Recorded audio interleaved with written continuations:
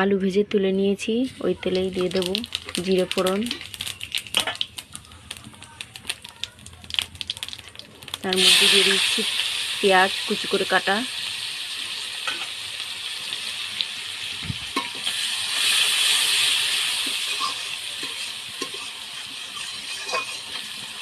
পেঁয়াজটা একটু লাল লাল করে ভেজে নেব। তখন যে আলুটা ভেজে তুলে নিয়েছিলাম, এই তো আলুগুলো এবার তেলের মধ্যে দিয়ে দেব বাটা মশলা।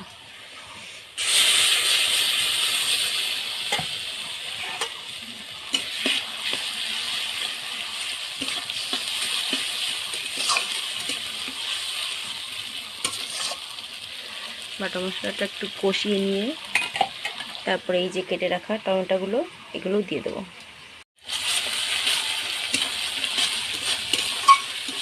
মশলাটা প্রায় কষে এসেছে, তো একটু জল দিয়ে দেবো আমি। জল দিয়ে আর একটু কষবো মশলাটাকে। তো এর মধ্যেই দিয়ে দেবো আমি সেই কেটে রাখা টমেটোগুলো,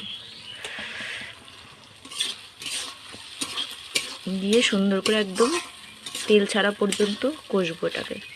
মশলাটা এই যে তেল ছাড়া অবস্থায় এসে গেছে, তেল একদম ছেড়ে দিয়েছে। তো আমি এর ভিতরে মাংসটা দিয়ে দেবো। দেখো বন্ধুরা, আমি কিন্তু কাঠের জালে রান্না করছি, আমি কিন্তু গ্যাসে রান্না করছি না। তো কাঠের জালে রান্না করলে মাংস খেতে কেমন লাগে নিশ্চয়ই যারা খেয়েছো তারা জানো। ঠিক আছে, মাংসটা আমি কষে নিয়ে তরকারিতে যে ঝোল দিয়ে দিয়েছি বন্ধুরা, ঝোলে যা আলো উঠে গেছে জলে।